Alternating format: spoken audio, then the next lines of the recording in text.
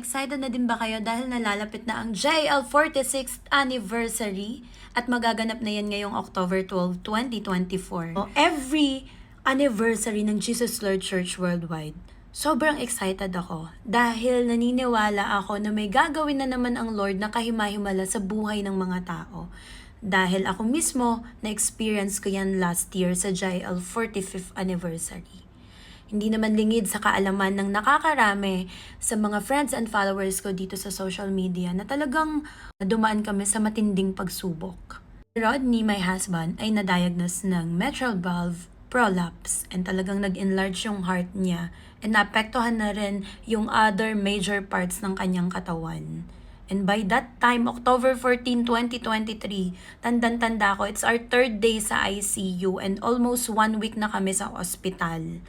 At syempre sa 3rd day na yon, yung mga doktor, marami nang nasabi sa akin kung ano yung sakit ng asawa ko.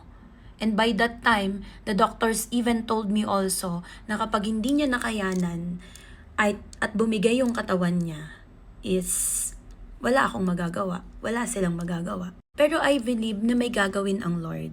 And alam niyo, nung October 14 na sobrang gulong-gulo ang isip ko, kailangan ko ng comfort. Naka-tune in ako sa online ng Jesus Lord Church Worldwide 45th anniversary. And nung time na yun si Brother Eddie na, saktong papasok ako sa loob ng ICU. Every opening prayer kapag ganon, diretso sa anniversary message. Sobrang nakakagulat lang and I know it is God telling to Brother Eddie na talagang yun muna yung gawin. Imbis na mag-anniversary message siya after opening prayer, ang sinabi ni Brother Eddie, tandang-tanda ko pa noon. In-impart daw ng Lord sa heart niya na ipag-pray muna yung mga may sakit. Ipag-pray agad ang mga may sakit, may karamdaman. And God really touched my heart.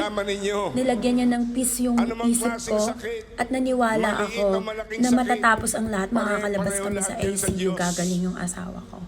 And for the long journey namin sa hospital, God is so gracious and God is so good.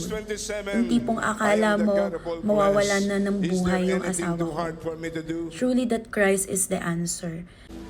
Be ready for the supernatural miracle working power of God. Ipatong ninyo isang kamay ninyo sa bagay ng katawan yung may sakit. Maging kayo sabot ng live stream sa Facebook, sa YouTube. Heavens and the earth is not limited by distance, space, and even time. God, welcome! Receive your divine healings! Dumadaloy mula sa inyong ulo hanggang sa inyong buong katawan.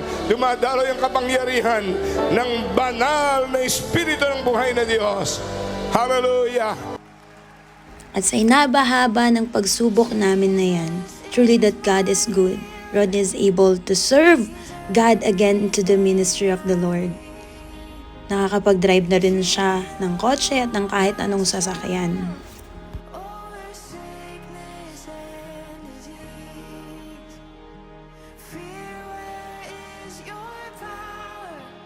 Nakabalik na rin siya sa hobby niya sa pagbabike at yun yung ginagamit niya papasok ng trabaho. At sa awa at habag ng Panginoon, nakabalik na rin siya sa trabaho at minamaneho lang naman niya yung napakalaking truck. Truly and indeed that Christ is the answer and Jesus is our healer. To God be all the glory.